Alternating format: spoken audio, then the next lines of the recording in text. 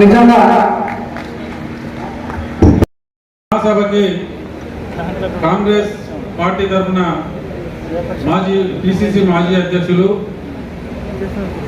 మాజీ ఎంపీ గారు మనందరికీ తెలుసు సీనియర్ కాంగ్రెస్ బీసీ నాయకులు వారు మన మీద ఉన్న ప్రేమతో ఆలస్యమైనా కూడా వచ్చారు. హనుమంతరావు గారిని మాట్లాడాల్సిందిగా కోరుతున్నాను. ఫెడరేషన్ రాష్ట్ర ద్వితీయ మహాసభ అసలు మీడియా అంటే నా ఉద్దేశంలో అందరికంటే ఎక్కువ బాధ్యత మీది, ప్రభుత్వం కంటే కూడా ఎక్కువ బాధ్యత. మారుమూలలో ఉండే ఒక న్యూస్ కూడా మీరు కవర్ చేస్తారు. నడుచుకుంటూ పోతారా, సైకిల్ మీద పోతారా, సైకిల్ మోటార్ మీద పోతారా, రాత్రనక పగలనక అటు కంట్రిబ్యూటర్స్ ఇటు సీనియర్ రిపోర్టర్స్ ఇద్దరు కూడా పని చేయడం జరుగుతుంది. కానీ వాళ్ళ పరిస్థితి ఇప్పటి కూడా బాగలేదని ఆఖరి సుప్రీంకోర్టు రమణ గారితో కూడా చెప్పడం జరిగింది. కానీ ఇప్పటి వరకు కూడా కంట్రిబ్యూటర్కి అయితే నేను అనుకుంటాను వారు కార్డులు అయితే ఇచ్చిండ్రు, ప్రతి దగ్గర ఉన్నది కార్డు. నేను ఆంధ్రప్రభ, నేను ఆంధ్రజ్యోతి, నేను సాక్షి అని కార్డు బాగున్నది, కానీ కార్డుకు తరిగినటువంటి విలువలు లేవు. ఇవాళ మీ పిల్లలకు కానీ మీ ఫ్యామిలీలో ఒక హెల్త్ ప్రాబ్లం ఉంటే దానికి ఇవాళ ప్రభుత్వం ఏ విధంగానైతే గవర్నమెంట్ ఎంప్లాయీస్ కు కార్డు ఉంటే అందరికీ ట్రీట్మెంట్ అంటారు. ఇవాళ ఏది బహుశా ఇప్పుడు 8 మెడికల్ యూనివర్సిటీస్ వచ్చాయి, మెడికల్ కాలేజీలు వచ్చాయి, కానీ ఇంకా 15 కాలేజీలు వచ్చేది ఏది యూనివర్సిటీ. నేను అనేది ఏంటంటే అట్లీస్ట్ గవర్నమెంట్ ఎవరైతే అక్రిడిటేషన్ కార్డు ఉందో వాళ్ళ ఫ్యామిలీ కూడా ఏది వాళ్ళ భార్య కానీ పిల్లలు కానీ ఎప్పుడన్నా ఏది పరిస్థితి బాగలేక ఆరోగ్య పరిస్థితి లేకుంటే వాళ్ళు కూడా డబ్బు పెడితేనే ట్రీట్మెంట్ జరుగుతుందా లేదా. నేను అనేది ఏమిటంటే ప్రజల పక్షాన ఉన్నటువంటి కంట్రిబ్యూటర్స్ కానీ ఇప్పుడు ఏమున్నది కొత్తగా ఏది సింగర్స్ ఉన్నారు, కంట్రిబ్యూటర్స్ అంటే వార్త ప్రకారంగా ఎన్ని లైన్లు కొడితే అంత పైసలు. అట్లా లైన్ మా దేవుడి డ్రెస్ కోడ్ తీసేస్తే అట్లా కూడా తగ్గిపోతుందా లేదా. ఇది మీ బతుకు. నా ఉద్దేశంలో ఇవాళ మీడియా అంతా ఈ మేనేజ్మెంట్ అంతా కోటీశ్వర్ల చేతుల అగ్రకులాల చేతుల్లో ఉన్నది, పేదవాని చేతుల్లో చాలా తక్కువ ఉంటుంది. అసలు మీడియా పేదవాని చేతుల్లో లేదు బాబు. ఎవరన్నా మిడిల్ క్లాస్ ₹4 సంపాదించినా అరే నువ్వు పెట్టినా పేపర్ అంటే పేపర్ పెడితే లాభం అవుతా అదన్నా, ఇది అవుతుందా అన్నా ఎవరు పెడతలేడు. మరి ఎట్లా తెలియాలి? బడుగు బలైన వర్గాల వారు కూడా పేపర్ పెట్టే రోజు రావాలనేది నా ఉద్దేశం. అప్పుడే సమాజంలో న్యాయం కలుగుతుంది.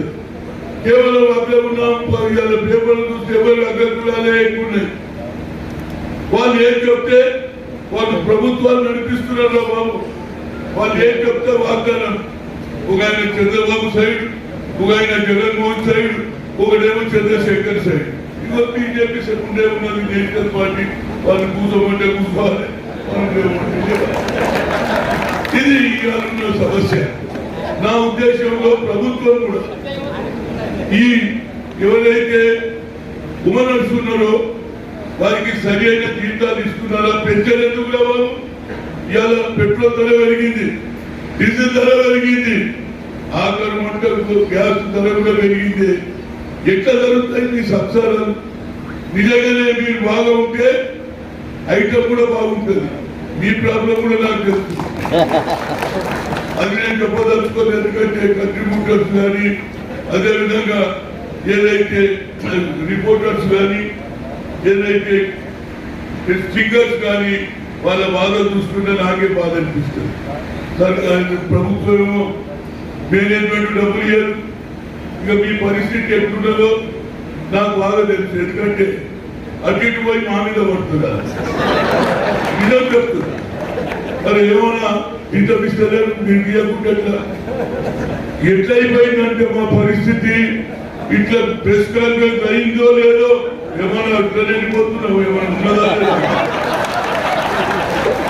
నిజం చెప్తున్నాను ఎందుకంటే this is not any joke that is your problem అడగకుండా మీకు అంటున్నాడు వాడేదో పెట్రోల్ డీజిల్ పెట్రోల్ కొట్టుకొని 1 లీటర్ కొట్టుకొని వస్తే 120 రూపాయలు 150 రూపాయలు అయితే మళ్ళీ వాడు ఇంటికి పోతే సాయంత్రం వరకు 2 లీటర్లు అవుతుంది ఏడికెళ్ళి వాళ్ళు ఇంటికి పోతే భార్య ఏమైనా పొద్దున వెళ్ళినప్పుడు ఏమైనా తెచ్చినవా లేదంటే ఏడికెళ్ళి అందుకని ఏదనేది ఏంటంటే ఇది స్వేచ్ఛ ఆనాడు మహాత్మా గాంధీ ఈ దేశంలో దేశానికి స్వాతంత్రం తేవాలని చిన్న చిన్న పేపర్ల ద్వారానే ఈ స్వాతంత్రం వచ్చింది ఇవాళ కంప్యూటర్ వచ్చింది ఎక్కడ రాసిన 2 నిమిషాలలో చూపించేసుకో మా ఎదురుగంటే టీవీ ఉన్నది నేను ఇక్కడ మాట్లాడుతూనే ఉంటాడో నడుస్తూనే ఉంటాను మేము యువజన కాంగ్రెస్ లో ఉన్నప్పుడు ఇంత స్పీడ్ లేదు మేము ఫోటో అప్పుడు నేను యూత్ కాంగ్రెస్ అధ్యక్షుడుగా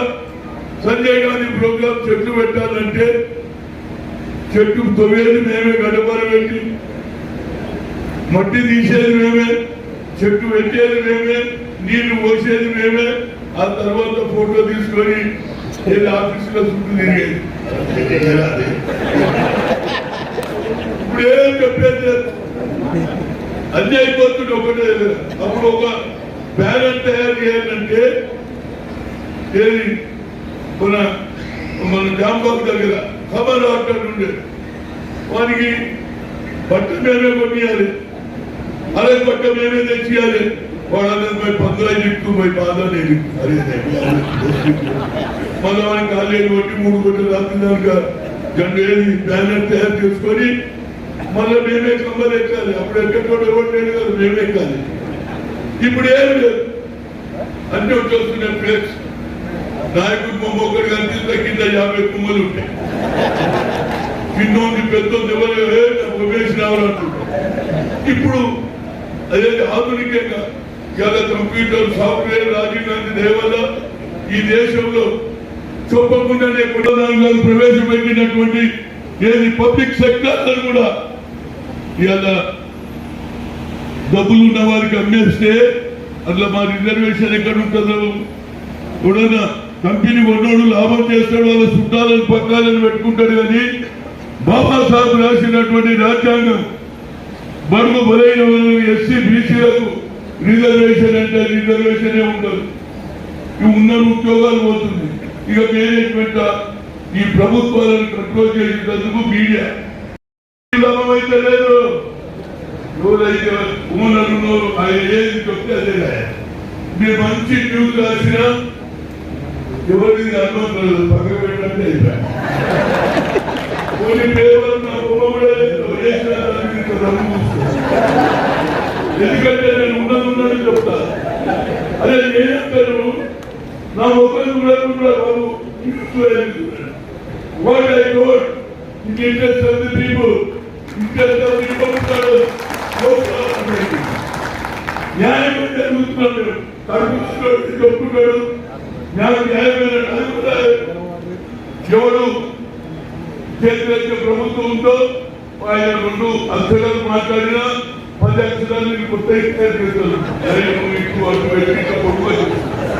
మాకు నేను పూర్తి మాట్లాడేది ఇక టీవీగా ఇక మా టీవీలో అందరితో మాట్లాడుతుంటే ఇక వెళ్తాం అదే కేసీఆర్ మాట్లాడితే 2 గంటలు మాట్లాడినా ఇక అక్కడే నడుస్తూనే ఉంటుంది ఇంకా పిల్లలు ఏమైనా ఊకే కేసీఆర్ చూస్తున్నాం కేఆర్ ఎవరు చేస్తున్నారు మాట్లాడు కేసీఆర్ మాట్లాడు అని నేను చెప్తా ఉంటాను నేను అనేది ఏమిటంటే ఏదైనా నేను కేసీఆర్ రిక్వెస్ట్ చేస్తున్నాను 2014 తెలంగాణ మూవ్మెంట్ ఉందో అన్నాడు మీ పాత్ర ఉన్నది మీరు కష్టపడ్డారు తెలంగాణ గురించి కేసీఆర్ మీద బాధ్యత ఉన్నది వాళ్ళు కూడా అయ్యారు ఏది నేను చూసా నేను ఎప్పుడైతే యూత్ కాంగ్రెస్ లో ఉన్నప్పుడు ఏదైతే రిపోర్టర్స్ ఉన్నారో వాళ్ళ ఇల్లు చూస్తే నాకే కొంత సంతోషం ఉన్నది ఏమిరా ఏం బిల్డింగ్ కట్టి ఒక్కొక్కడు ఎక్కువ కిరాయిలు వస్తున్నాయి ఒక్కొక్కడు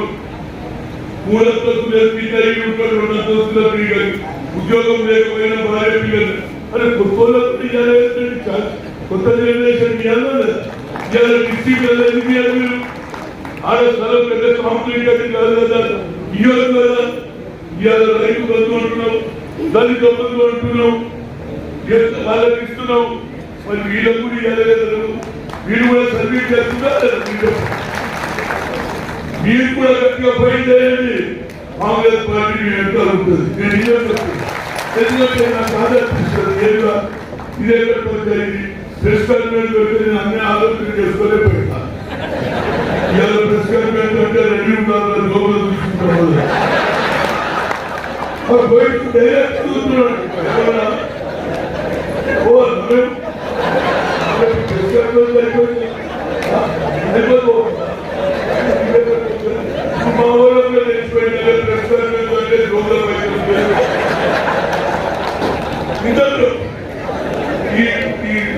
రిపోర్ట్ అన్ని రిపోర్టర్స్ పరిస్థితి చాలా బాగుంది కొందరు మాత్రం ఎవరైతే ఏం రిపోర్ట్ ఉన్నారో వాళ్ళ జీతాలు ఉన్నాయి కానీ వాళ్ళ జీతాలు కూడా ఇవాళ పెరిగినటువంటి ధరల మీద ప్రభుత్వం అప్పుడప్పుడు ఆలోచన చేయాలి ఈ శాలరీ రోజు 30,000 20,000 వస్తుంది కానీ ఇలా ఇద్దరు పిల్లలు స్కూల్ పోవాలంటే ఎవరు కూడా వితౌట్ డొనేషన్ పత్రికలు ఏమన్నా ఎవరిని నిర్వహించాలి పత్రిక అయితే మీరు ముందేలా మీ పత్రిక మీరు తీసుకోవాలి నేను కూడా తీసుకుంటున్నాను నేను అనేది ఏంటంటే ప్రభుత్వం దీని మీద ఎందుకు పెడుతున్నాను ఈ ద్వితీయ సభ మా ప్రాబ్లం మా జరిగే అన్యాయం ప్రభుత్వం దృష్టికి తేవాలనేది మీ ఆలోచన ఇంతమంది జనం ఏది మైమూరు నుంచి అన్ని జిల్లాల నుంచి వచ్చారు ఏది ఇప్పుడు 33 జిల్లాల నుంచి వచ్చారు మొదలు 10 ఇప్పుడు 33 అయ్యాయి జిల్లాలు పెరిగినాయి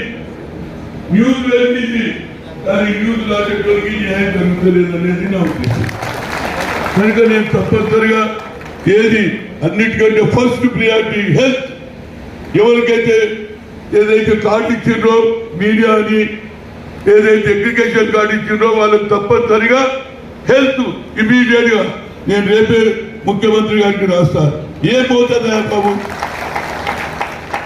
నువ్వు అన్నావా లేదా ఇంటికో ఉద్యోగం అన్నావు హెల్త్ అన్నావు అందరికీ నువ్వు న్యాయం చేస్తావు వీళ్ళకి చేయి వాళ్ళు అప్పుడు ఏమైతుంది న్యాయంగా పనిచేస్తారు కడుపు లేనోటి అడుగుతాడు పోయి ఎందుకు అడిగాడు అది హనుమంతన్న దగ్గర పోతే ఇవ్వాలి ఏదన్నా ఛాన్స్ ఉందంటాడు నేను ఇవ్వకపోతే అంటాడు ఏమిలో హనుమంత రూపాయలు అయిపోయింది అది కూడా అనుకుంటున్నాను అదే ఎన్నిసార్లు ఇవ్వాలా పోయి సీనియర్ రిపోర్టర్స్ ఎవరు అడిగాడు వాళ్ళకి ఎప్పుడోసారి ఏది దసరాకో దీపావళి ఇది మా రోజు దసరా నేను అమ్మ పెట్టాను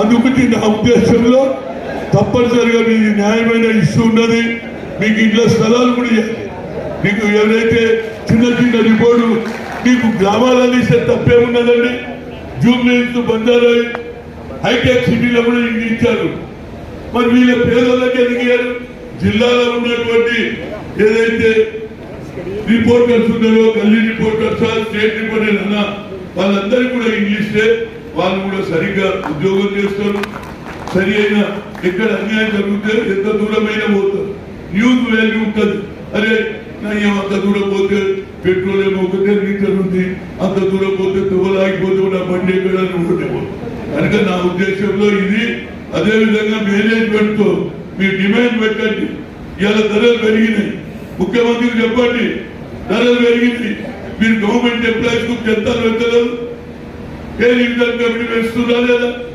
every 3 years 4 years pay revision పెడుతుందా లేదా అట్లనే మీరు కూడా treat like government employees that is my request government employees అన్న వీళ్ళకు కూడా అన్ని సౌకర్యాలు ఇవ్వాలని అదేవిధంగా మేనేజ్మెంట్ తోటి మాట్లాడండి ఎవరు కూడా రాయరు ఎవరికి చూడు ఒక్కొక్కరు ఫుల్ పే అడ్వర్టైజ్మెంట్ తీసుకుంటారు ఆ పైసలను మేనేజ్మెంట్ పోతున్నాయా లేదా ఫుల్ పే ఎవరైనా కొత్తగా ప్రెసిడెంట్ అయినా లేకుంటే బర్త్డే చేస్తే దానికి కూడా వెళ్తారు అలా నీ బర్త్డే వస్తుందంటే కానీ అప్పు వస్తుంది ఏం చేయాలి ఇవన్నీ ఇవ్వవా ఏం చేయాలి అడ్వర్టైజ్మెంట్ కూడా మీరు ఇట్లా దిగదారుతున్నారు ఎందుకంటే మీకు ప్రాబ్లం ఉన్నది నేను దిగదారుడు అంటలేదు కడుపు మాంగోడు మాట్లాడతాను బాధతో మాట్లాడినా మా కోపం వచ్చినా మళ్ళీ అనిపిస్తుంది లేదు వాళ్ళకు కూడా లేవు.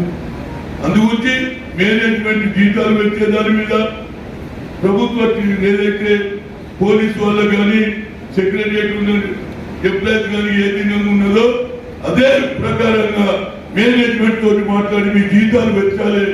అదేవిధంగా చిన్న చిన్న రిపోర్టర్స్ కూడా వాళ్ళు అక్రిడిటేషన్ కార్డు ఇచ్చిండ్రు, వాళ్ళకి తప్పనిసరిగా హెల్త్ ట్రీట్మెంట్ కావాలి. గతంలో 2,000 పాస్ ఇచ్చిండ్రు, ఇప్పుడు అది కరోనా దిక్కెళ్ళి పాసులు కూడా పడతాయి. ఎట్లా పోవాలని చెప్పు అట్లా లేకుండా టికెట్ టికెట్ టికెట్ అంటున్నాడు. టికెట్ చెప్పిన వల్ల ఒకటి చెప్తున్నాను కనుక నా ఉద్దేశంలో బస్ పాస్ ఫ్రీ ఇవ్వాలి. అదేవిధంగా రైల్వే ఎంప్లాయీస్ తోటి మాట్లాడు, నేను కూడా మాట్లాడతా government of India because I was there for 18 years as a parliament. ఏ తక్కువ హైయెస్ట్ బడ్జెట్ అది. మా నలుగురి పత్రికా విలేకరులు రైల్లో పోతే తప్పే ఉన్నది. వాళ్ళకు కూడా ఇష్టం ఏంటంటే వాళ్ళు కూడా ఎంత దూరమైన పోయి న్యూస్ వ్యాధి తీసుకొస్తారు, జరిగిన అన్యాయాన్ని ప్రభుత్వ దృష్టికి తీసుకొస్తారు. దానివల్ల ప్రభుత్వానికి కూడా న్యాయం అవుతారు. తప్పు ఎక్కడ జరుగుతుంది అన్నింటి మీరు చూడలేరు కదా.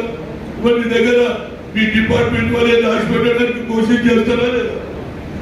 మండలైనా ఇక్కడైతే నా ఏరియా కాదు, అది పక్కన ఏరియా ఆడుకోదు ఆడి కనుక దాచిపెట్టడానికి మీరైతే ఏమైతుంది నిబంధనలు కదా. అసలు ఏ రోజు మండలంలో 70 రాత్రి అయింది ఇప్పటిదాకా అరెస్ట్ చేయలేదని మీరు కనుక దానివల్ల పేదోళ్ళకి న్యాయం జరుగుతుంది. న్యాయం జరగడానికి మీ ప్రయత్నం చేయండి. మీతో పాటు నేను కూడా ఉంటాను. అక్రిడిటేషన్ చేసిన అందరికీ కూడా హెల్త్ కార్డు ఇవ్వాలి. అదేవిధంగా జిల్లాలలో తప్పనిసరిగా ఎక్కువ ఇవ్వకుండా 250 కదా 200 ఇచ్చినా చాలు. వాళ్ళు చిన్న ఇల్లు కట్టుకుంటారు. మా అటువంటి వాళ్ళకు కూడా అన్న నేను ఇల్లు కట్టుకుంటాను ఊరికి అడిగేదానికి ఒకసారి ఇచ్చేస్తే నిజం చెప్తున్నారు. 10 మంది కూర్చొని వాడు కూడా అన్న నాకు ఇల్లు సాయం చేసి నాకు ఫ్రీగా పేపర్లు వస్తుంది, లేకపోతే ఇదే అది ఉంది. నా ఉద్దేశంలో ప్రభుత్వం తప్పనిసరిగా మేనేజ్మెంట్ తోటి మాట్లాడాలి. సంజీవ్ రెడ్డి గారు ఐఎన్టీసీ ఆల్ ఇండియా అధ్యక్షుడు, నేను ఆయన కూడా చెప్తా సార్ అందరికీ మాట్లాడతాను. మరి ఎంప్లాయీస్ ఎందుకు మాట్లాడారు సార్? ఇది media is important for this nation. ఆనాడు ఈ మీడియా వల్లనే దేశ స్వాతంత్రం వచ్చింది. నలుమూల నుంచి జనం రోడ్ల మీదకి వచ్చారు. మహాత్మా గాంధీ పాదయాత్ర చేస్తే ఆయన ఎన్నికలు తిరిగారు. అందుకే స్వాతంత్రం వచ్చింది. మీకున్న ఇంపార్టెన్స్ తక్కువ కాదు, అన్నిటికంటే ఎక్కువ బాధ్యత మీపై ఉంటుంది.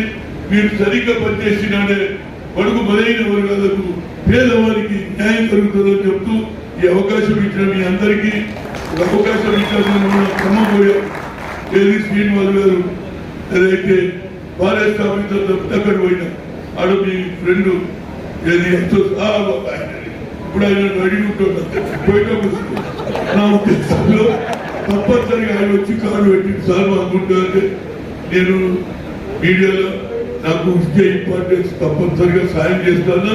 పోయేటప్పుడు ఆయనకు ఆ అసోసియేషన్ అడిగితానికి నేను ఇచ్చేపోతాను. మళ్ళీ నువ్వు అనుమతులు అన్ని చెప్పిండు పోయేటప్పుడు ఏమి చేయలేదు మళ్ళీ నువ్వు తప్పనిసరిగా నేను ఇచ్చేపోతాను చెప్తూ ఈ అవకాశం ఇచ్చిన మీ అందరికీ నా ఉద్యోగపూర్వక థ్యాంక్ యూ. మా సంఘం తరఫున ధన్యవాదాలు సార్. జర్నలిస్టుల గురించి బాగా తెలిసిన నాయకుడు అంటే హనుమంతరావు గారే. చాలా ఏళ్ళ నుంచి జర్నలిస్టుల గురించి తెలిసి వాళ్ళ జీవితాల గురించి పూర్తిగా అవగాహన చేసుకున్న నాయకుడు. వారిని మీటింగ్ ఆహ్వానించడానికి మేము ఇంటికి కూడా వెళ్ళాం. మా టీం అంతా మీ ఇంటికి వచ్చాం. నాకు హనుమంతరావు గారు 30 ఏళ్ళు పరిచయం. నేను అంబర్పేటలో ఉండేవారు పక్కకే. అప్పుడు ఎట్లా ఉన్నాడో ఇప్పుడు కూడా అట్లే ఉన్నాడు సార్. నాయకుడు అంటే ఇట్లా ఉండాలి. బీసీలు ఎస్సీ బీసీ మైనారిటీల కోసం పోరాడుతున్నారు. పార్టీ లీడర్ కాదు, రాజకీయాలు కాదు, ఒక వ్యక్తిగా బీసీల గురించి పోరాడుతూ జర్నలిస్టుల సమస్యల మీద చాలా అవగాహన ఉంది. వారి ప్రభుత్వం అధికారం ఉంటే మాత్రం మనం అడిగిన వెంటనే సమస్యలు పరిష్కరించే ప్రయత్నం చేసేవారు. కాబట్టి అయినా కూడా ప్రతిపక్షంలో ఉన్న మీ పార్టీ తరఫున మాకు సహాయంగా ఉండాలని చెప్పేసి కోరుకుంటున్నాను సార్. ధన్యవాదాలు. ఏమనుకోదు ఈ భాష తెలుసు. మళ్ళీ మేము పోయిన తర్వాత ఏం మాట్లాడినో మళ్ళీ తెలుసుకుంటా. అది కూడా తెలుసు. హనుమంతన్నకి ఒక మెమోటో, చిన్న మెమోటో ఇస్తున్నాం. హలో, ఆంధ్రప్రదేశ్, ఉమ్మడి ఆంధ్రప్రదేశ్లో మా ఫెడరేషన్ ఫస్ట్ మహాసభ నిర్వహించాము. రోషయ్య గారు సీఎంగా ఉన్నప్పుడు రోషయ్య గారు వచ్చారు. అప్పుడు ఇంతకంటే ఎక్కువ మంది ఉన్నారు, పైన మొత్తం కింద నిండిపోయారు. రోషయ్య గారు ఆశ్చర్యపోయి ఇంతమంది జర్నలిస్టులు ఒక దగ్గర మీటింగ్ పెట్టుకోవడం నా జీవితంలో ఒకటే ఫస్ట్ సార్ చూశాను అని చెప్పాడు.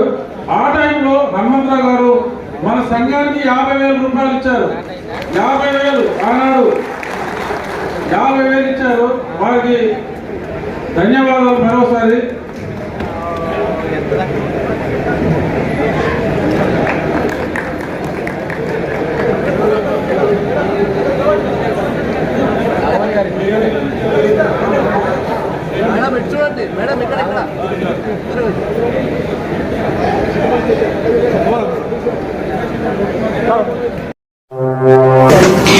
ఈ వీడియోపై మీ అమూల్యమైన అభిప్రాయాలను కామెంట్ రూపంలో ఈ వీడియో క్రింద తెలియజేయండి. అలాగే ఈ వీడియో మీకు నచ్చినట్లయితే లైక్ చేయండి, షేర్ చేయండి. మీరు కొత్తగా మా ఛానల్ వీక్షిస్తున్న అతిథులైతే సబ్స్క్రైబ్ చేయడం మాత్రం మర్చిపోకండి.